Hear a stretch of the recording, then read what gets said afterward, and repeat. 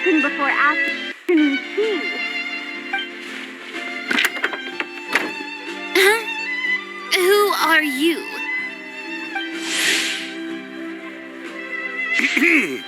Lady Farina, please allow me to introduce myself. I am Xavier, a film director. Hello. Oh, is that the traveler in Paimon I see behind you? And who's this? I'm Chiori. Ah, the one from Chioria Boutique. Hello, hello. So, what are you all doing here? Do you need something? Did you just get up, Farina? It's already past noon, you know. Huh? Paimon means the weather is so nice in the afternoon and the sun is so warm. Just like how you make us feel. Sleeping in late is a really smart idea. No. I was just up late last night reading some novels. What does sleeping in have to do with the weather? This is a small gift we've prepared for you, Lady Farina. We hope you like it. No need to be so formal. I'm just a regular person like everyone else now. Oh, is this Fontinalia mousse? It's one of my favorites. That's great! So, actually, there's something we need your help with. Given your renowned passion and understanding of drama, I would like to ask that you serve as the director of our film crew. Oh, but didn't you just say that you're a director? Yes, but for this particular project, I'm mainly working as a producer. Besides, I'm sure that your understanding of the performing arts far surpasses my own, Lady Farina. Are the Traveler and Paimon also part of the film crew? Yep, we sure are. Paimon's the clapper loader and she's the camera operator. Camera operator? That can be a pretty technical job, and it directly affects the final quality of the film. Are you really up to it? No, I'm not questioning your abilities. It's just that I've never really seen you use a camera before. Maybe you can come up with a test for the Traveler and see for yourself. If she can satisfy you with her camera skills, then you'd have nothing to worry about and can join the team. What do you say? You sure are getting better at rolling with the situation, Paimon. I do wish to see how skilled the Traveler really is with a camera. All right, how about this? We'll work with what we have. I'll give you some scenarios and see if your work is up to my standards. Very good. It's essential for the camera operator to understand the director's vision. I'll make my decision after seeing your work. Are you ready? I have high standards, you know. Okay, grab the camera and I'll give you a scenario.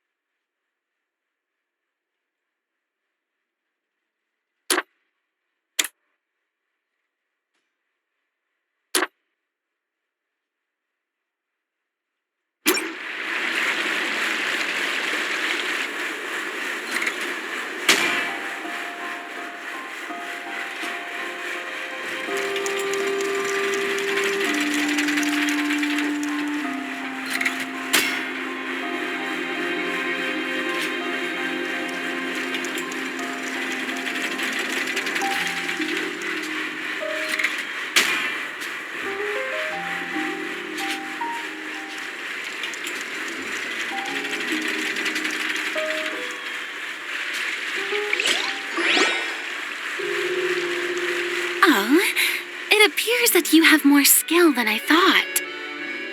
All the shots had a great composition, and I could really feel a connection to the characters and their lines. Yeah! Does that mean you agree to be our director, Farina? Did you think I would agree just like that? After our performance of The Little Oceanid, I've begun to make a name for myself again, you know. In fact, I've already had several troops approach me for the Fontanalia Film Festival. Unfortunately, the scripts were all pretty boring and didn't pique my interest. If others were to find out I agreed to work with you so easily, then, well... Hey, but didn't we have a deal? What else do we need to do to convince you, Farina? Well, what about the pay? Huh? You know how much you're willing to pay me to be the director? The pay is also an important factor for me to consider, you know. Well, I can offer you this much? What? That's all? If Nervilat were to hear of this, he could charge you with underpaying your labor. I'm sorry, but our crew is in a tight financial spot at the moment. I see. Well, even though it's highly unlikely now that I'll join your crew, there's still something I'd like to ask. Exactly what film are you planning to make? Oh, our script is an adaptation of The Two Musketeers. Huh? Wait, you mean the suspense thriller novel that was a #1 bestseller? Oh, so Farina's read it too. Of course I read it. I've always had a keen interest in artistic works that strike a chord with the populace. I see. It all makes sense now. You must have used most of the budget to pay for the copyright. Not really. The novel's author transferred the copyright to me practically for free once he heard that I wanted to make a film adaptation of the story.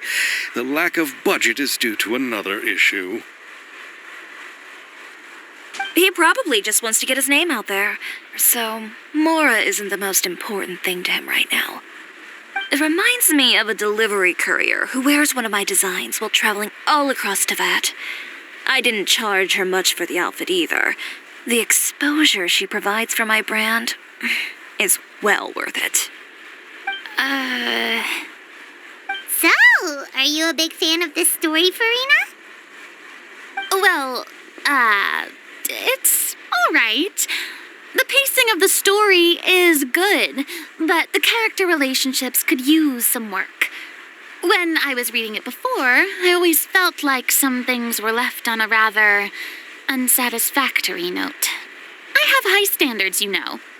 Ahem, Mr. Xavier, if, hypothetically speaking, I agree to be the director, how much freedom would I have in terms of script revisions and creative interpretation? As much freedom as you would need. I wouldn't dare doubt the tastes of Fontaine's greatest star. Good. Then I'm free to alter the script as I see fit. Absolutely, no problem.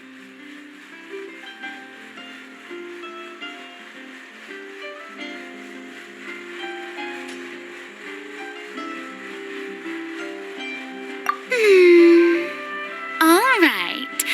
It seems that your crew really can't go on without my care and direction. So, you agree? Yes, I agree. Although the pay is well below what someone of my caliber deserves. A great script calls for a great director. I mustn't let a perfectly good story be ruined due to lack of funds. If you have fine cheese and bread, you wouldn't just let it sit on the counter and get moldy just because you lack an oven, right? Oh, Hydro Archon above! I'm not dreaming, am I? Somebody pinch me. There's no more Hydro Archon, you know. And it's still a little early to celebrate. There's a lot that goes into shooting a film. Though the trickiest tasks of finalizing the script and casting the actors have already been taken care of, we'll still need to reserve filming locations. Not to say set up lighting and props. And by the way, since we'll be filming The Two Musketeers, we'll need to find an action choreographer. Ideally, a professional who has actual experience with muskets. Yes, I've thought about this as well. I was hoping that you might know someone who could handle the job. Me? If this was before, I could have simply asked Florand. But it's already been some time since I last talked to her. Navia can also use firearms, but unfortunately, her style is quite different from that of the characters in the story. Could we ask the Special Security and Surveillance Patrol? Oh, you mean the Special Patrol's musketeers? Yes, that's right. They work with muskets every day. I can't think of anyone more qualified than them. They would be under Nervilette's jurisdiction. Unfortunately, I don't have any connection with them at all. So, in the end, we still have to start by talking to Nervilette. No need to go to all that trouble. I know their Captain Chevres. Oh, you do? Wait, Chiari, how do you know the captain of the Special Patrol's Musketeers? No particular reason. Running a business means dealing with some trouble from time to time, and she's helped me out on a few occasions. In return, I've helped her handle a few situations in which the Special Patrol couldn't get involved directly. So, we've gotten to know each other over time. So you're saying there's been times when the Special Patrol needed a fashion designer to handle a situation? Your work is becoming more and more mysterious. It'd be best to keep it that way. Anyway, enough about that. What do you all think about asking the captain to be our musket action choreographer? She sounds professional enough. She is a captain, after all. I have no objections. But I imagine the Special Security and Surveillance Patrol must be busy with their duties. Do you think she'd really have time to help with shooting a film? And then there's the issue of pay. Well, it just so happens that she's also not the kind of person that's just after Mora. As for whether she has time, I'll have to go and ask her first. Then I'll leave that to you. Macaroni's on sale today, so I've got to go. You can just tell me how things went when we discuss tomorrow's plan later. No problem. Having Farina join feels like a big boost to our team. Of course. Just wait until the day of our premiere. You'll witness the true power of my name in these lands. You'll be so glad I agreed to help. I can guarantee that even the standing tickets will be sold out. I'll be sure to ask some people I know to see if they'd be willing to act as extras. Seems like you're finally getting more comfortable with your own reputation now. I didn't ask for the Clapper Loader's commentary, Paimon.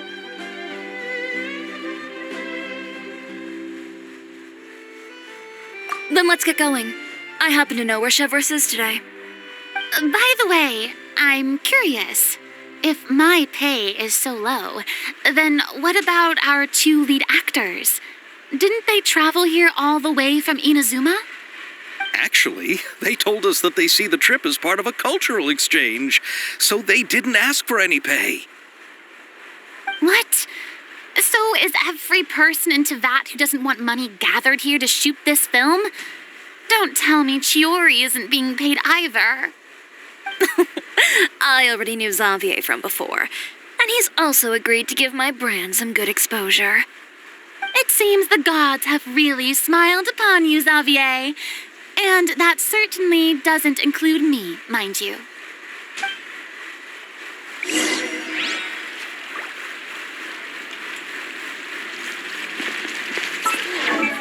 Improvement with this machine.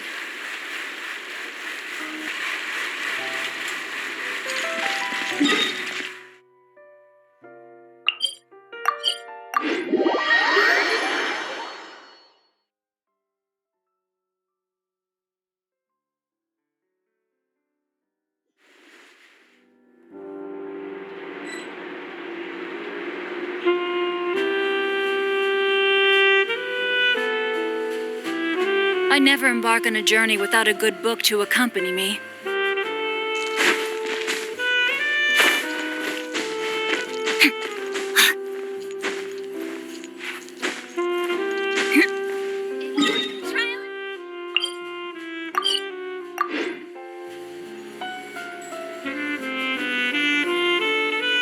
Just then, the rain stopped.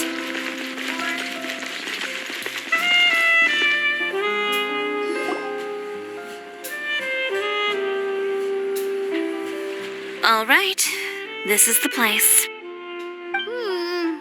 But where's the captain? There's hardly anyone around here. She's over there. The one with an eye patch reading in front of the newsstand. Oh, her! Paimon could tell there was something different about her. She seems kinda intimidating. Please wait here for a moment. I'll go fetch her. She's working now, so you might not want to get in her way. Working? But isn't she just standing there and reading a novel? Just trust me. Oh, alright, let's see what happens then. Chiori sure is a mysterious person. She claims just to be a fashion designer, but she knows all these powerful people. The court of Fontaine isn't particularly tolerant of visitors from overseas, so it isn't easy for a foreigner to promote their brand here. Even more so in the competitive world of fashion. Even a local like me just trying to make a film has to face all kinds of challenges. So I can only imagine what Chiori has been through to get where she is today. I'm sure that having more connections has definitely worked in her favor. Reading on the job? Detective novel. One main character? No. Multiple. Branching storylines. I see. How's the plot coming along? One of the main characters is about to make a choice that will affect the rest of his life.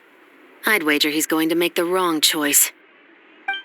Any way to speed things up? There's something I need your help with. You know that doesn't depend on me. It all comes down to what the character chooses. Which is exactly why I'm here to help.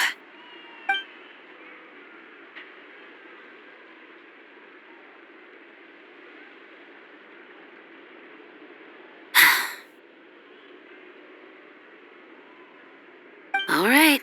It appears he made the wrong choice in the end. Halt! Huh? What's going on? Hand over whatever you're holding.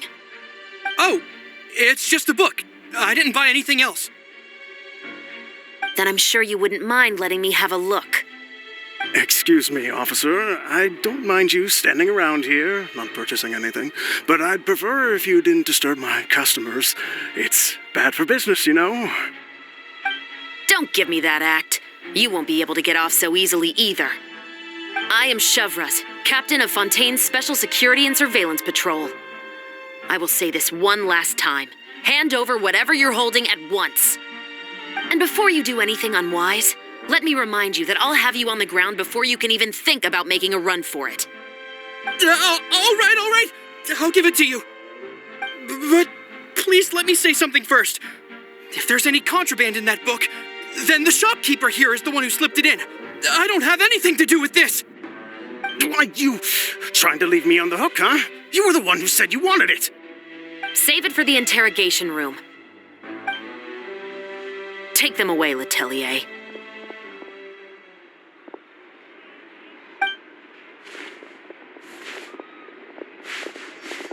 What's going on here? 1 second you're reading a book and the next you're escorting people away. And who are... Oh! Aren't you the traveler who's been all over the papers recently? Chiori, I'm assuming what you wanted to ask me about has to do with them, right? Maybe I can let you in on what's happening then. Now that Vacher has been brought to justice, no new shipments of synth will be made and distributed to sellers.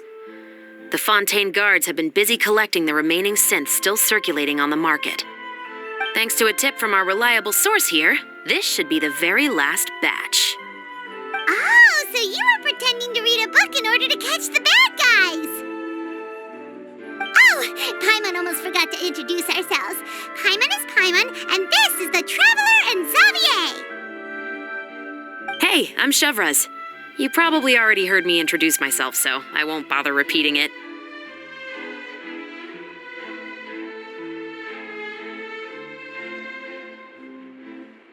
Yeah, why didn't you make a move as soon as you had the chance? Were you worried that my intel wasn't accurate? No, I wanted to see if the shopkeeper would turn himself in first. All he had to do was come up to me and say that he didn't know where the synth had come from. If he did that, then I wouldn't have had to press charges on him. He had the whole day to turn the synth over to Chevraz. But instead, the moment I came up and blocked Chevraz's line of sight, he took the opportunity to sell it off. Yep, he made the wrong choice, even though the right choice was right there in front of him. But you knew they wouldn't make the right choice. Yeah, I knew. I was just hoping I'd be wrong for once. Enough about that, though. What did you want to ask me about? Oh, you see, it's like this.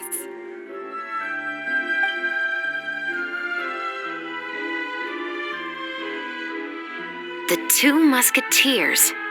You certainly have a good eye for a story. So what do you need me to do? Just be the action choreographer for the actors? Yes, that's right. I want to make sure we get all the details right. I want the actor's posture and understanding of firearms to be as realistic as possible. However, I'm afraid this work will require a bit of your time, since you'll have to be present whenever we're filming. Also, as for the pay... No need to say any more. I'll join. Huh? Just like that.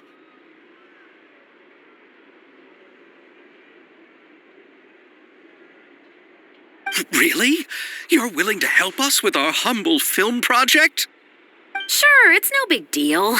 As I said, we've wrapped up our investigation here, so I don't have any other tasks on my plate for the moment. Besides, I personally really like this novel. I even have the collector's edition at home. Stories where justice prevails over evil never get old for me. Then we've got a deal? Yes, I'll see you on set tomorrow. Oh my! I can hardly believe it! I should tell Lady Farina immediately. Oh, and I must tell the prop manager and lighting technician to get everything ready. We start filming tomorrow! Calm down, Xavier. The film is going to take more than just a day to finish. Still, I should also head back now and start preparing the actors' costumes and makeup. Alright, guess that's it for today then. Traveler, Paimon, please stay for a moment. I have something to tell you. Then I'll take Xavier back. Poor thing. He's so excited that he can't even walk straight anymore. I don't want to spend our first day fishing our producer out of the fountain.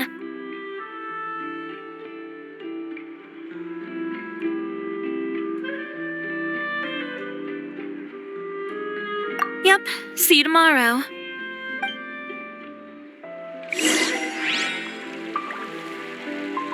Time to act.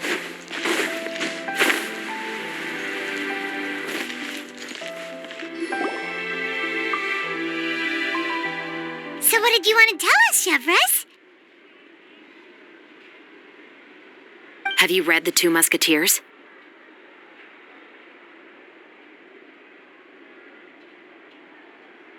The story is about a pair of children born into the household of a baron and their struggle to survive together and take revenge for their mother. They were raised at the baron's estate, where their mother worked as a maid. The two were illegitimate children that the baron had with the maid, so they were never treated well by anyone. One day, upon returning home, they found their mother had been murdered and left dead on the floor. It was quite evident that the culprits were the other members of the baron's household, who never had any kind words to say to them. However, the baron was able to exert his influence and keep the whole thing under wraps. The mother's death was eventually deemed as a suicide, and there was no chance of bringing her murderers to justice. The two siblings decided to flee and someday avenge their mother. Many years later, members of the Baron's family suddenly started turning up dead one after the other, all killed by gunshot. A rainbow rose was found on each of the victims' bodies, being the flower that the kid's mother liked best. The Baron believed that the mother's soul had come to take vengeance on him, so he lived in fear each day. But it was actually those two siblings who had fled all those years ago. They relied on each other to survive and trained day and night, eventually becoming adept musketeers. They used all of their abilities to collect evidence and clues before executing their plan and exacting revenge on the Baron. Their actions let the truth behind their mother's death be known to all. That's quite an exhilarating story. Yep, the Baron got what he deserved for his evil deeds, and justice was able to prevail. It was just the kind of story I enjoy. Oh, so is that why you were so willing to join our crew, Chevraz? You could say it was one of the reasons. Oh, you mean there were other reasons too? I've read the reports about you. Whether it was at the trials or when you lent your hand to resolve our nation's crisis, you've shown that you've got a strong sense of justice, as well as a great mind for deductions. Yes, you're as sharp as I expected. It seems you've experienced many similar situations before.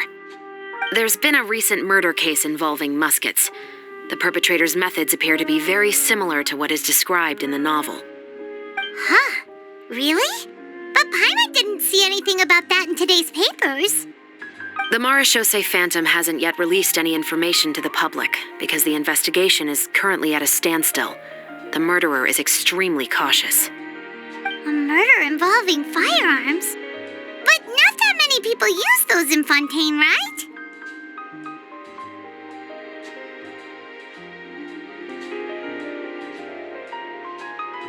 Impossible. We perform a routine inspection of our firearms and ammo reserves every day. If one of the weapons had been fired, it would stick out like a sore thumb. Besides, I trust the members of my platoon. However... Well, that's all I can disclose about the case today. Huh? What do you mean? I hope you all can go back and get some shut-eye. You can decide tomorrow whether or not you'd like to join the investigation with me. I'm aware this might not be the ideal time to add more to your plate, but the more capable people we have, the better the chances that justice will prevail.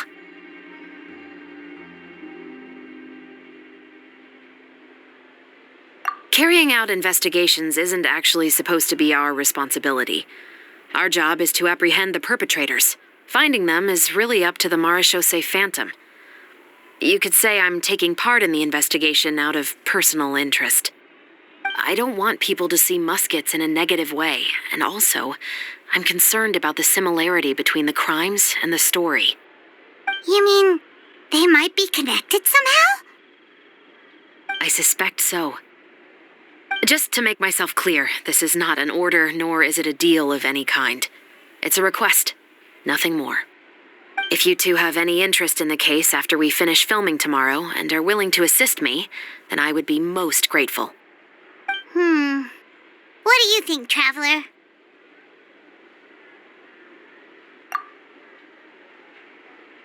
Yeah, you're right. Paimon's getting a little tired, too. We've really been hustling all day. You'd better head back and get some rest. It's good to keep a calm mind, especially when you're about to make an important decision. Otherwise, when the moment comes, you might end up like that shopkeeper and not even realize that the right choice is right there in front of you.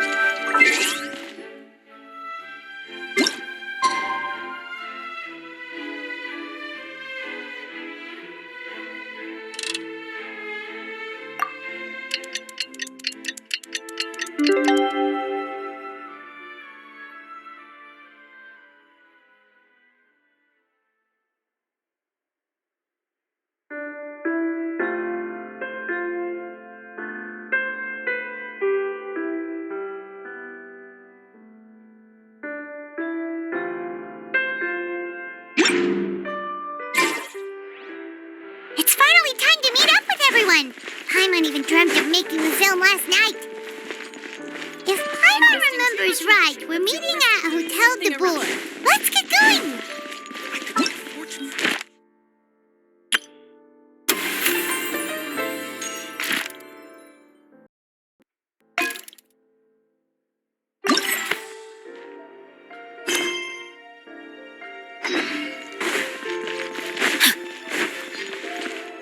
Body and mind.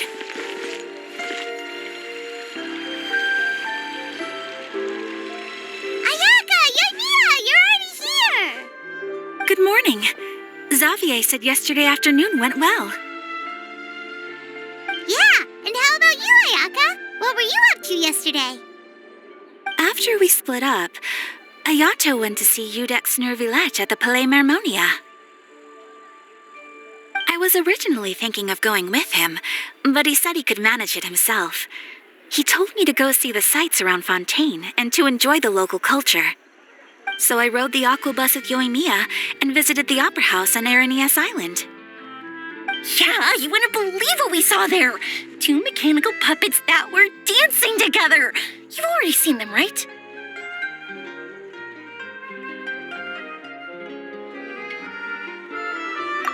Yeah, those two. Amazing, aren't they? We sat and watched for quite a while. It was mesmerizing, like we could keep watching them forever. Oh, it was the same for us the first time we saw them, too. Afterwards, we went swimming at the beach. Well, diving to be exact. It was the first time I ever breathed underwater. I held Ayaka's hand and we counted down together. 3, 2, 1, and then splash! We were beneath the waves.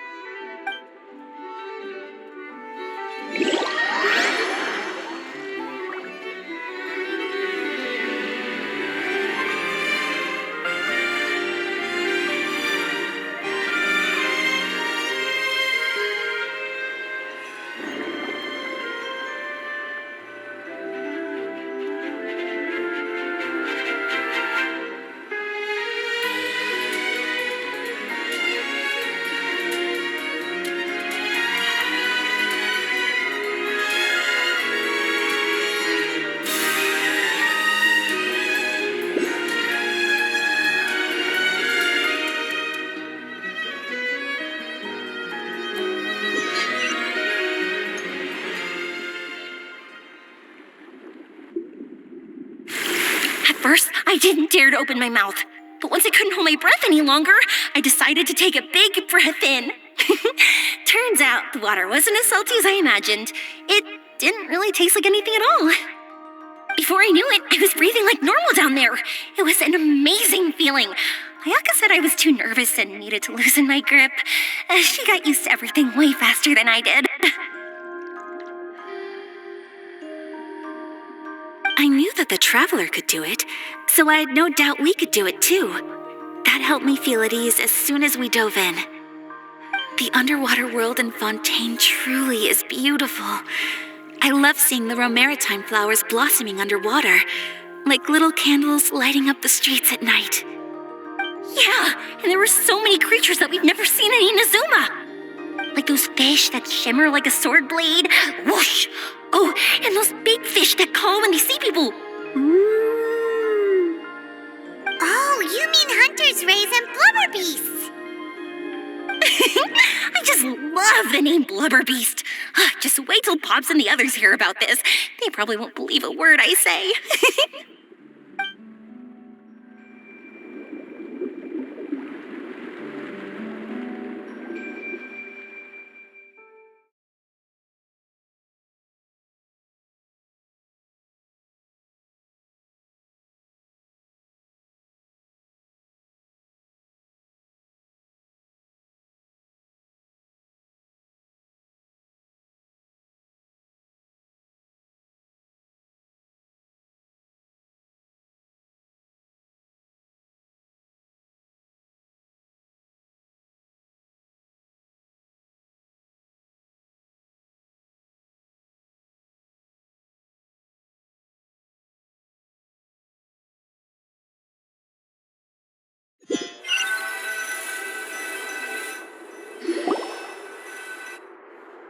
Yoimiya was down there for quite a while.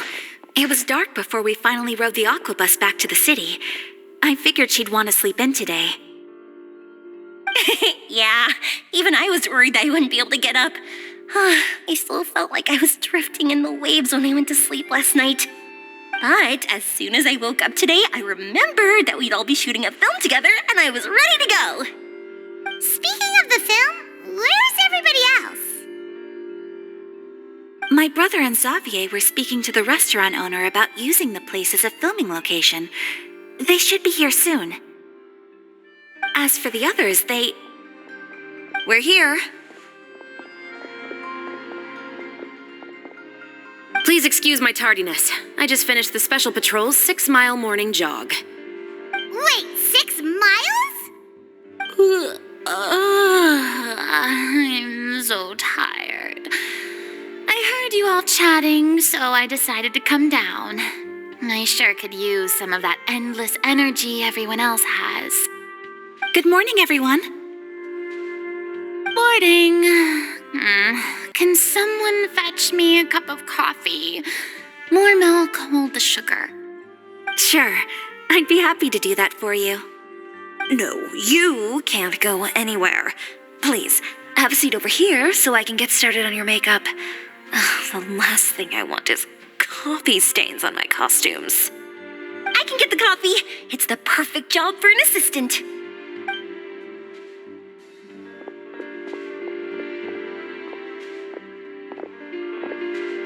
So much energy. Seriously, what's her secret? Oh, Yoimiya's always like that. But you sure look exhausted, Farina. It's because you're not used to waking up so early, huh? Of course not. I spent the whole night reading the novel from cover to cover, marking sections that either need to be omitted or adapted. Wow, Paimon didn't expect you to be so thorough. Well, I was the biggest star in Olifontaine after all. It takes more than just a pretty face to earn a reputation like that. I know how to get serious when the situation calls for it.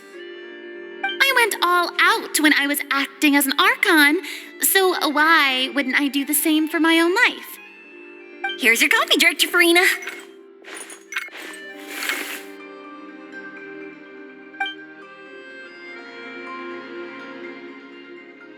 Oh, thank you. The sound of being called director and the aroma of coffee feels almost as refreshing as hearing the birds chirping in the morning. It seems everyone has managed to arrive on time. We've reached an agreement with the restaurant owner. We are free to use the second floor to shoot our film. Really? That's great! He is really looking forward to our film and hopes that providing his restaurant as a filming location will attract more customers. Well then, Mr. Xavier, I'll leave the rest to you. Okay, thanks. First, I'd like to introduce our new members. This is our prop manager, Veronique. She'll be in charge of all the film's props and items. And this is Bonneau, our lighting technician. He'll be in charge of lighting and illumination to set up each scene's atmosphere. Wow, sure feels like we have some real professionals joining the crew now. First of all, please allow me to first express my sincerest gratitude to everyone in the crew. When my investor informed me yesterday that he wouldn't be able to provide the funds, I really thought that this was the nail in the coffin for this film. I had no idea that I'd find so many people willing to help me on such short notice. Thank you. Thank you all from the bottom of my heart. No need to be so cordial, Mr. Xavier. We're all honored to be a part of this. Your works made a profound impression on me when I saw them back in Inazuma. I am sure that someday, this film will be remembered as a prime example of cultural exchange between Fontaine and Inazuma. Yes, the story is the reason I agreed to join. I can't bear to even imagine what this film would look like without the very best director. Anyway, I would like to make a promise to everyone that as the producer of this film, I'll do whatever I can to ensure that everything goes as smoothly as possible. This is not just my film. It also embodies the thoughts and feelings of every person here, as well as the endless effort we are about to pour into it. So, without further ado, The Two Musketeers will officially begin filming now! You may take it from here, Director Farina. All right. Listen up, everyone.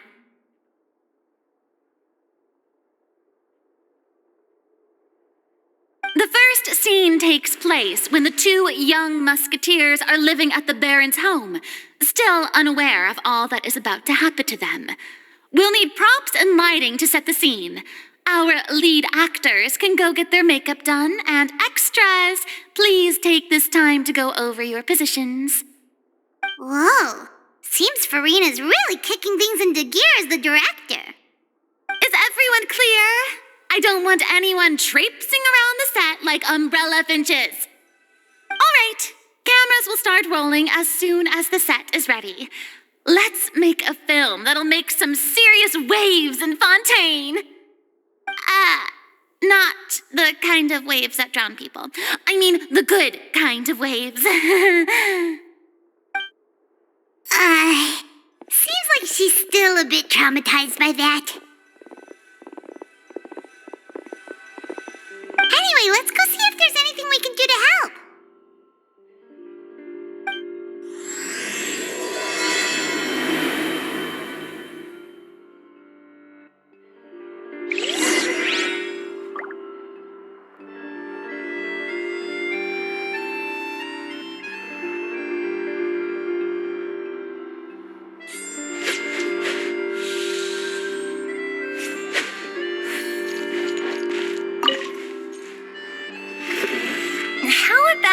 Here. A little more to the left. You got it. Hey, Yoimiya, do you need a hand? No, I'm fine. You know, doing the lighting is kind of like designing a fireworks show. It's interesting to imagine what kind of atmosphere the lights will create. I heard that the Traveler will be operating the camera and Paimon will be the clapper loader, right? Those roles are just perfect for the two of you. Really? Is that because it'll be easy for Paimon to hold the clapperboard while flying? Well, sure, there's that, but that's not exactly what I meant. I just think that after all your journeys together, you two must have developed a super close bond and just naturally know how to work with each other. If I'm not mistaken, the director will want the cameras rolling as soon as the clapperboard goes clack. Oh, I see. It's amazing to see the magic behind filmmaking. Yoimiya, we need lights over there, too. Oh, on it! I've got to get back to work. Chat with you later. Oh, it's exciting to see so many people working together to bring the film to life.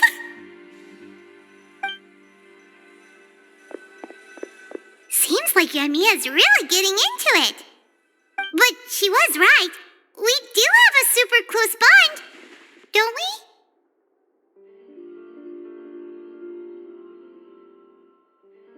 Paimon's really happy to hear that.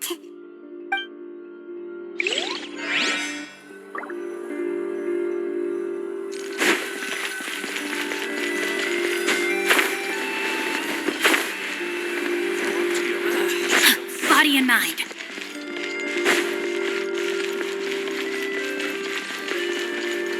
Time to act. Body and mind.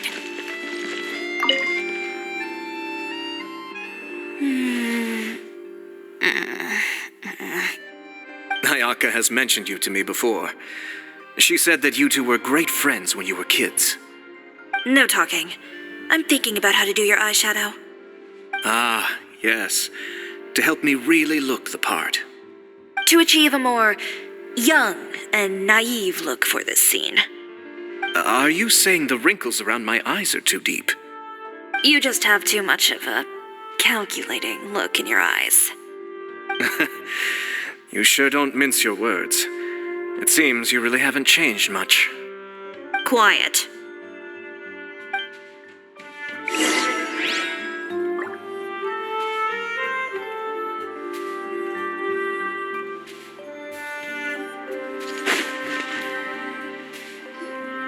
So, this is a real musket? No, it's just a prop weapon. Not bad. Have you seen a real musket before? Only in books and newspapers. I made this one based on the relative shape and proportions I saw in reference images. When we're filming, some special gunpowder will be applied around the muzzle, which will help create the flash and smoke effects of a real gun being fired. Which means it'll be up to the actors to portray the recoil. That's right. The sound effects for gunshots will also be added in post-production. Thank you, Veronique. I think I know where to start now. However, the musket's gears and firing pin could still use some work. Adding some wear on the metallic components will make them appear more realistic. Also, be sure to rub the muskets with some oil each time before we start shooting. That'll give the impression that the firearms have been well maintenanced. Good point. You seem to know a lot, Miss Chevres. I assume you use these types of firearms on a regular basis? Yes, I perform routine maintenance on my weapons every day. Just like we as people need to eat and sleep, muskets need to be cleaned and maintained. I also perform similar care for my sword every day, and familiarize myself with its shape and weight, to the point where it feels like a natural extension of my body. Yes, this way, our weapons will never betray us in the heat of battle. Yes, well said. It seems we have the same philosophy on this topic. Oh, sounds like they found a common interest to talk about. Though these props differ from the muskets I use, I can still give you some pointers. Good. I look forward to your instruction. First and foremost, never point the weapon at anyone, regardless of whether it's a real or prop weapon or whether you're holding it or it's on the table. This holds for any time when you're not actively engaging an enemy. Okay, understood. When aiming the musket, extend your arm so that it's level with your shoulder, and use your eye to look down the weapon's sights. Like this? Not bad. Now, try saying your lines. This is the end of the road for you. Good. Now turn your body a little. That way, you'll give your enemy less of a target to work with. And relax your shoulders. Here, allow me to demonstrate. This is the end of the road for you. Excuse me, Miss Chiori. Director Farina, there's something I wish to discuss with you. Oh? What is it? Like this? Yes, much better.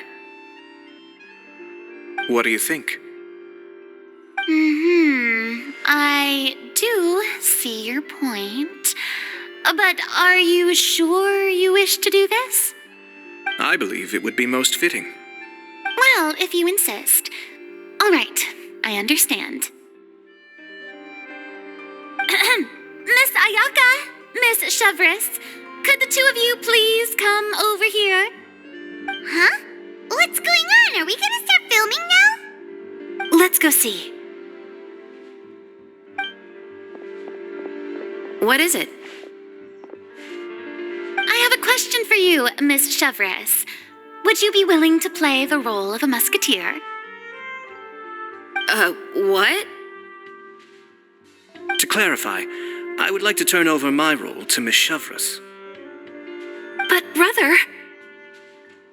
Don't worry, Ayaka. I actually view this as a good thing. I was becoming troubled trying to set aside some time to speak to the staff at the Palais Mermonia. I would like to have some conversations about the cultural exchange between our two countries, and I've heard that the bureaucratic process here can get rather complicated. Now, I will be able to focus on my work. Besides, you also know that I'm not really one for public performances. Are you really sure? From a director's point of view, I also felt like the relationship between the two musketeers in the original story could be improved. The older brother in the story plays the lead role with his overbearing character, But this causes his character to overshadow that of his sister, and the theme of the two supporting and relying on each other isn't conveyed very well. But if we were to change the siblings to two sisters of a similar age, then that aspect of the story might come through more clearly. Also, I've seen you instructing Ayaka. That cold and dignified personality is exactly what we need for the older musketeer. Of course, even with all these insights, the decision should still be made by Miss Chevreuse. Chevreuse mentioned that she really likes the story, right? Paimon bets that she'll take the role.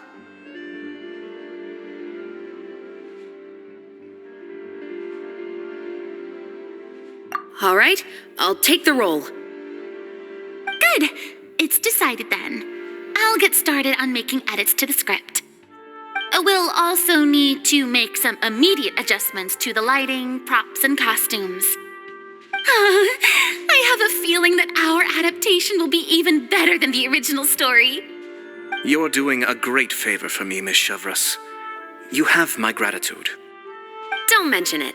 I like this character, so if anything, I should be the one thanking you.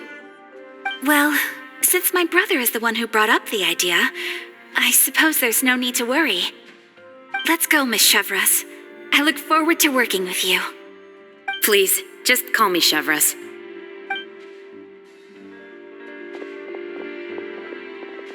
Seems like you're really going out of your way to solve the problem I was having with your makeup. Surely you jest, Chiori. I assure you that I was mostly motivated by a desire to spend more time on formal business. Oh, come on. You really think I'd buy that? According to what I've heard from Ayaka, her brother is someone who can juggle 10 different matters at the same time. I'm sure you have other reasons for backing out. Perhaps. Ayaka always said she wanted to go out and see more of the world, just like the Traveler. But I feel that she needs not only to see other nations, but also to make some different kinds of friends. I think it would be harder for her to make new connections with me constantly by her side. I would like to give her some space. All right, go on. Spoil her some more. Ayato, it's too bad you're stepping down from the role. Paimon really wanted to see you act as a musketeer. No need to poke fun at me. I'd wager that you also felt that I wasn't the best candidate for the role. It's a little hard for Paimon to imagine you saying those lines. Yes, I've made an appointment to meet some people from the Palais Mermonia. Now, I will have some more time to prepare. Traveler, get the camera ready. Paimon, get the clapperboard. Actors, to your positions. We're about to start shooting the first scene. Go on now. And please take good care of Ayaka. Yep, don't worry.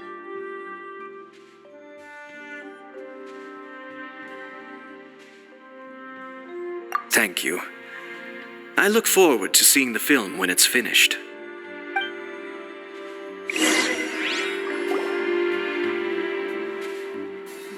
All right, now that we're all here, let me help set the scene for everyone.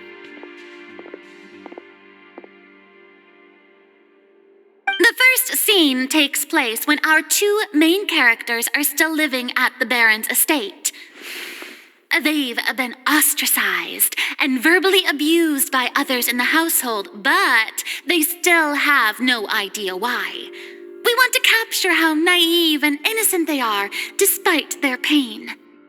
Chevreuse will be playing the role of the older sister, Tulip, and Ayaka will be the younger sister, Iris. Be sure to get close-ups of the main characters at the right moment. Silence on the set! Lights! Camera! Action! Let's go! Tulip, Mother's been out for quite a while now. Perhaps she went to pick some flowers on the way home. You know how she loves flowers. Iris, Tulip, I'm home.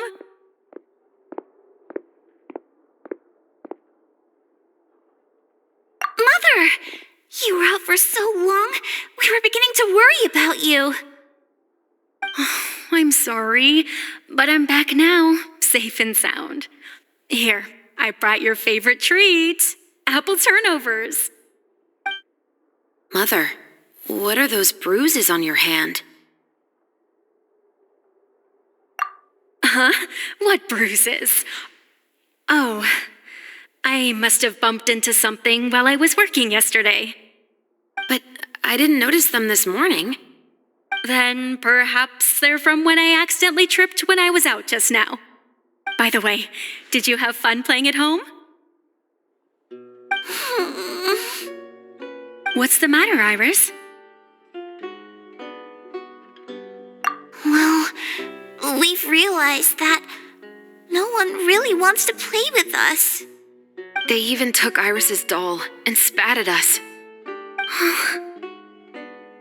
And they even called us names. They said we were... Shh, it's all right, don't worry. Girls, listen to me.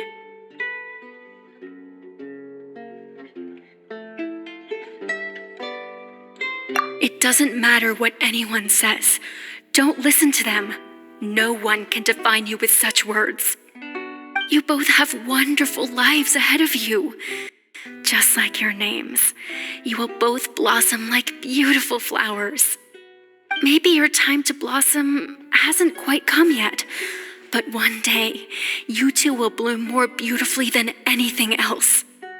Don't let the soil you're in now ruin your future beauty. Understand?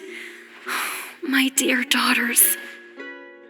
And cut! Not bad. The actor's emotions were all on point. Let's keep that take. Also, if our clapper loader could avoid shouting at the start of the scene next time. Oh, got it. Great. I was a little worried that my nerves would get the better of me. What about you, Chevros? I felt fine. The lines weren't too difficult at all. Seems like Farina must have adapted the role nicely. You two were great. I couldn't tell it was your first time acting in a film. You should have more confidence. Thank you for your encouragement. Positions, everyone! We'll move on to the next scene after we try a few more camera angles.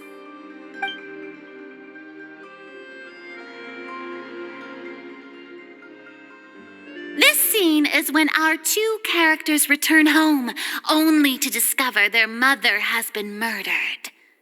Ready? Lights! Camera! Action! Mother, we're back. Mother?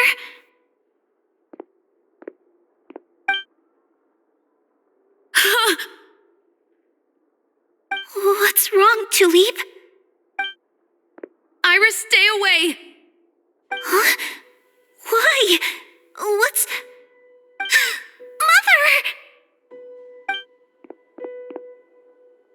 Mother, she's...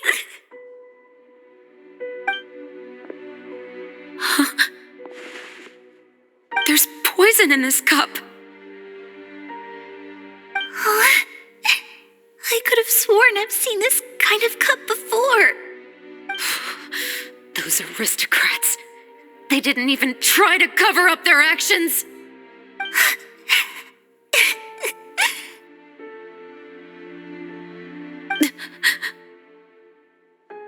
Iris, we need to leave this place. Leave? But now that Mother is gone, where can we even go? Anywhere. All I know is that we can't stay in this house. But are we just going to let them get away with this? We'll have our revenge, I promise you. Just not right now.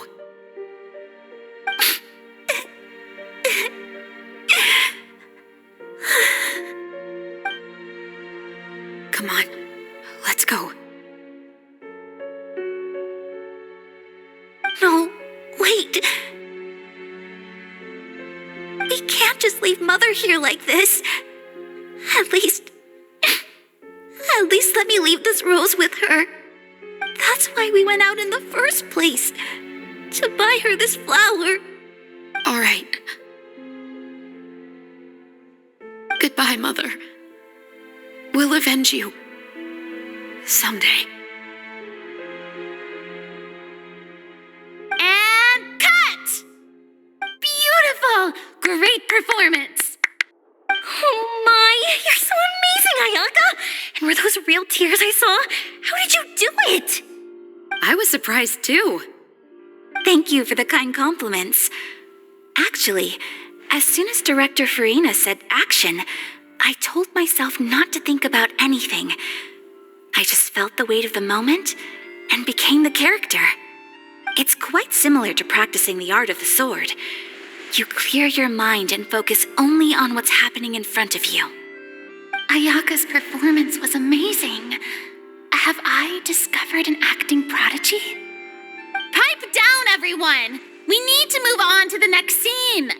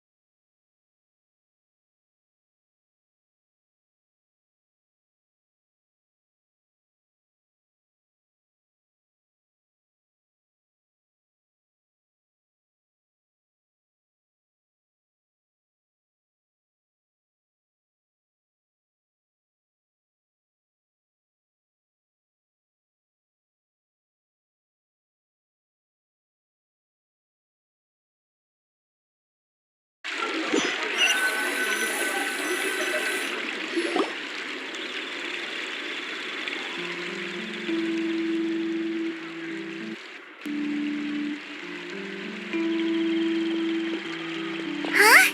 Are we done already? But Paimon wants to keep playing with the clapperboard. How do you feel, Traveler? Is your arm sore from holding the camera all day?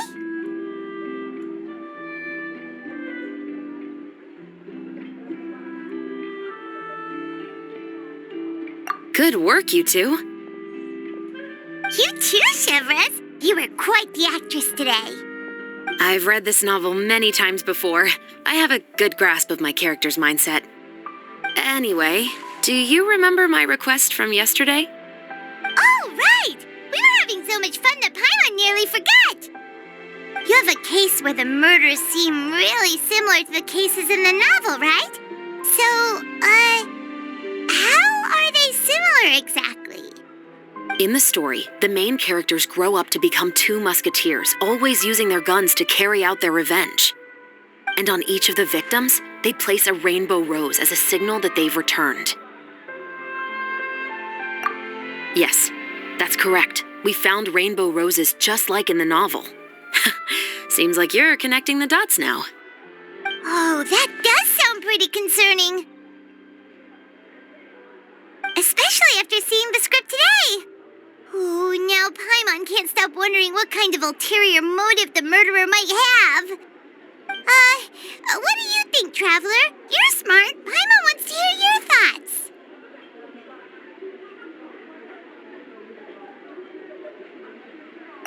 Good. On behalf of Fontaine's Special Security and Surveillance Patrol, thank you for your dedication to justice. There's no time to lose. We should start investigating right away. Follow me. Huh? Right now? But we just got done filming all day. Paimon's so tired. The most valuable intel always comes after nightfall. They are like small, remote islands in the middle of the sea. If you don't stay vigilant, you will pass right by them in the fog. That's how one of my favorite books always puts it, at least. So, where are we going right now? Let's start by checking out some workshops that sell mechanical components. If the culprit is making their own weapons, it's very likely that they'll visit those sort of places.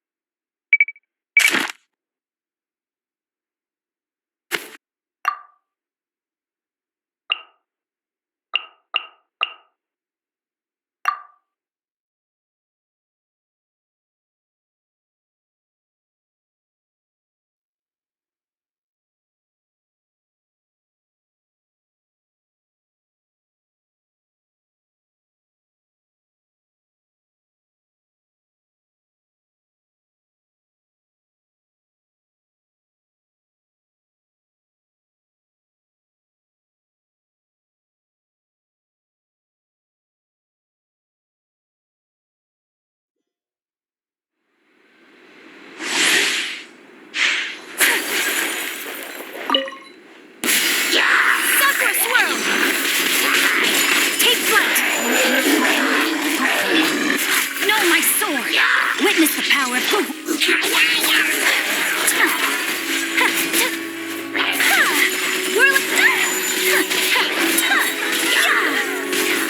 Unthinkable! Kami-san's out! Sumetsu!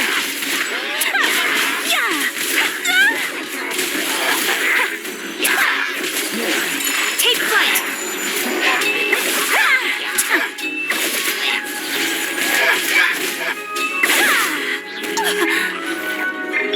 Punishment! Enhanced animal module. Whirling snow!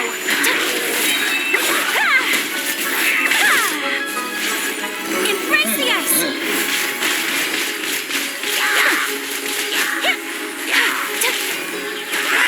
Take flight!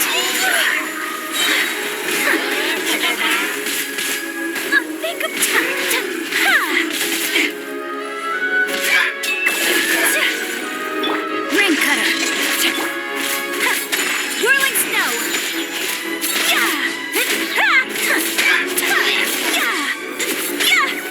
Kami-san's art! Sumetsu!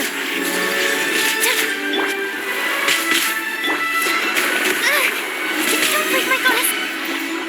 My apologies!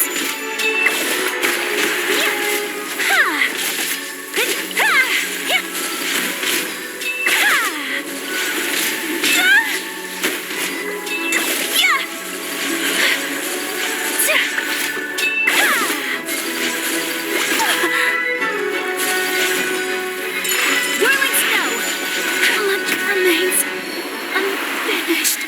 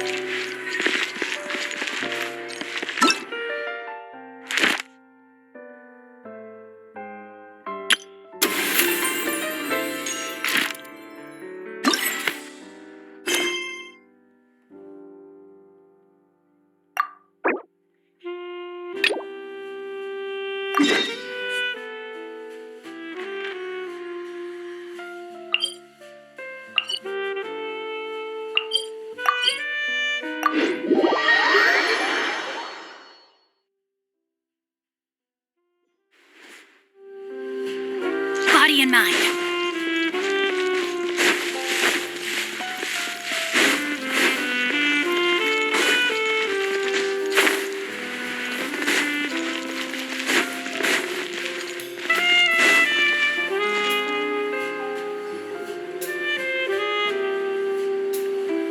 Huh?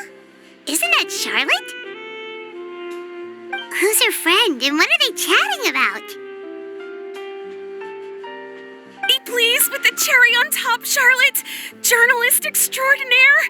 Please tell me you're joking. I read that a gang of criminals tricked the Gardamex by disguising themselves as blubber beasts. It's true, isn't it? It has to be. I've invested all my savings into graph adversarial technology and even taken out a sizable bank loan. I'm begging you like the beggiest beggar in all of begdom.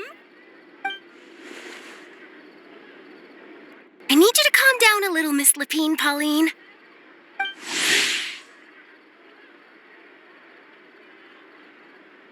I admire your passion for your research And I don't mean to dash your hopes for those, big-ticket orders. But I'm afraid I'm not joking. The Blubber Beast incident was a short story mailed to us by an anonymous amateur author, written in the style of a true story. It sounds like they're just discussing a story, but why does this Miss Lapine Pauline seem so distressed? Funnily enough, I actually remember being in a meeting where the editing team was debating the potential risk of misleading the public with this story. They even went to Maison Gardiennage for advice. But to our surprise, they fully supported us printing it. They figured that the false intel would be a great way to dupe potential criminals into wearing ridiculous costumes when breaking the law. In truth, Gardamex are extremely sophisticated in their capabilities. They can identify criminals just as reliably as the best human guards, so a crude disguise isn't going to get you far. If anything, it'll just make you stand out all the more. Since we ran that story, the Maison Gardiennage has made a slew of arrests, including, one phantom blubber beast, a titanic red-crowned finch, and a specter man. So I knew this story had helped out law enforcement, but this is the first time I'm learning of an innocent citizen being deceived by it, and investing so much mora for nothing.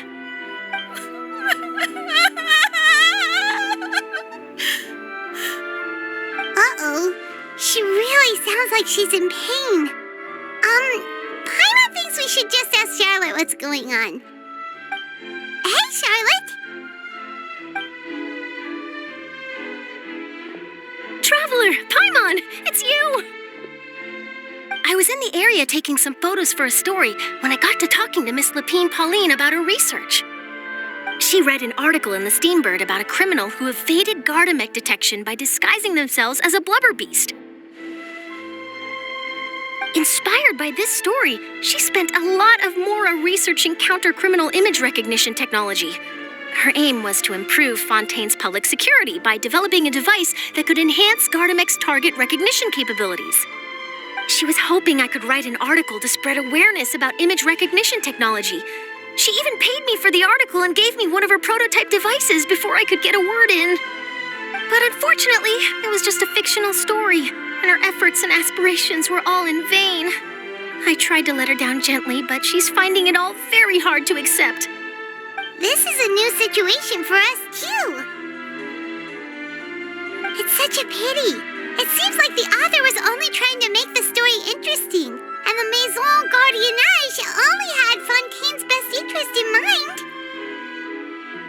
Wait, Miss Lapine Pauline, what are you doing? I'm gonna pick a fight with a Gardamex, head to the opera at Biclez, and get a one-way ticket to the Fortress of Meropide. That way, I won't have to repay my debts. It's the only way I can afford to keep on living. Whoa, there's no need to go that far. I mean, come on, look at you. You wouldn't even dent the Gardamex armor. In all likelihood, they'd only hold you up at the Maison Gardiennage for a few days before letting you out, and then you'd still have to repay your debts. Actually, instead of going into the technicalities of that, how much did you actually invest? How bad can it really be? 270,000 mora. Okay, well, escaping to the Fortress of Meropide over a sum like that seems like a last resort. Surely there must be other options. Not anymore. I used to be an equipment supplier to the Fontaine Research Institute before that blew to pieces, and now I'm just a small-time engineer. I scraped together some savings over the past few years, but I put every last mora into this project, and now I'm left with nothing. It's not just my savings that are gone. It's my whole future as a graph adversarial technology specialist and my dreams of becoming a billionaire one day.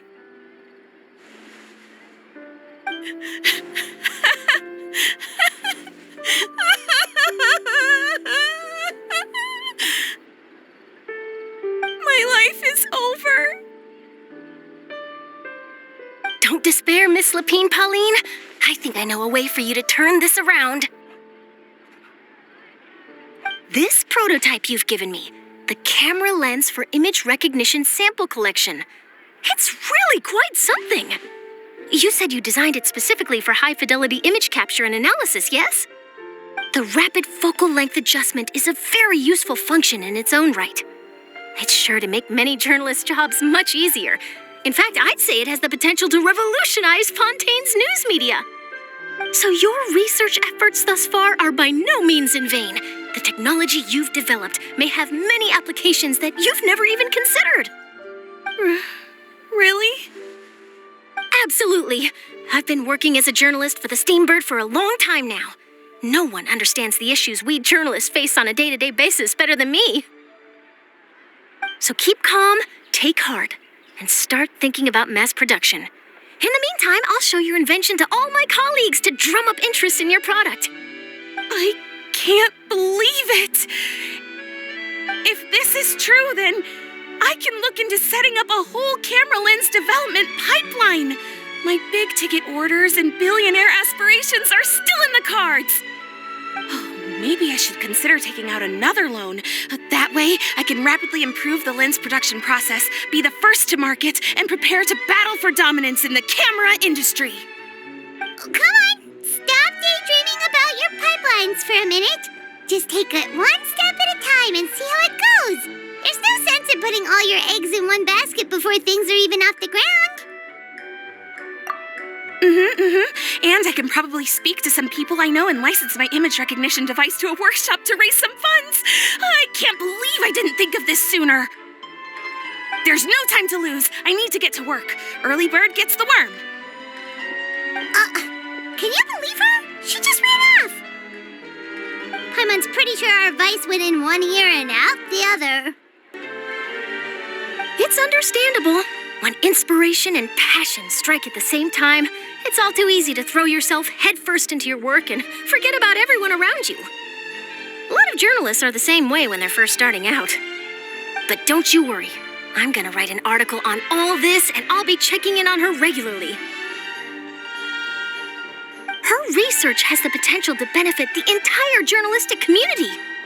I'll give her plenty of input to stop her from going down any rabbit holes and make sure mass production of her lens can begin as soon as possible. It's reassuring to know that you'll be looking out for her, Charlotte. Actually, you know what? Why don't you two take this prototype lens? I'm sure you'll have plenty of chances to use it on your travels. It takes the right person to get the most out of a new technology. In your hands, it's sure to capture some amazing sights. Thanks a lot, Charlotte. What a nice surprise. We were just curious about what you guys were talking about. Totally didn't expect to get a free gift out of it. You're welcome. I got something out of this too. The beginnings of a very interesting news story. The boundaries between real news reports and news-like fiction must not be blurred, even when there's a compelling justification for doing so. Yes, that's how I'll phrase it to the editors when I give them my feedback. Let's hope we don't mislead any more well-meaning citizens in the future.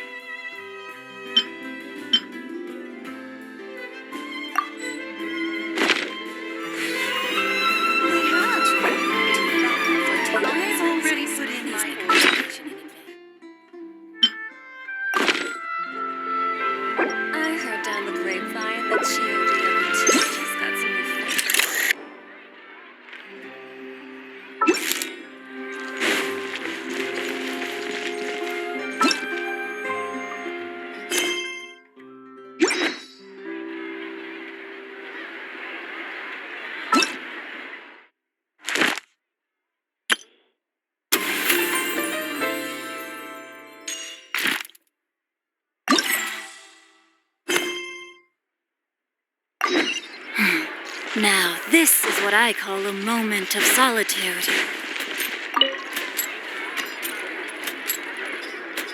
Welcome to LeChaux's Clockwork Workshop. How can I help you? Hello. I'd like to know if anyone has purchased some special components lately. Special components? Sorry, could you be more specific? I mean the kind of components that aren't typically used for clockwork toys, but for firearms. Huh? For firearms? No, we don't sell those sort of things here. Don't misunderstand. I'm not here to cause any trouble. We are merely investigating a case, and we're hoping that you could cooperate. Well, to be completely honest, I'm not even sure what kind of components that would entail. Has anyone ever purchased components here as an individual rather than on behalf of an organization? We have a lot of customers who buy toys, but those who buy components are all regular customers who buy in bulk on behalf of their organization. Is that so? I understand. Thank you for your cooperation. You're welcome. It's the least I can do.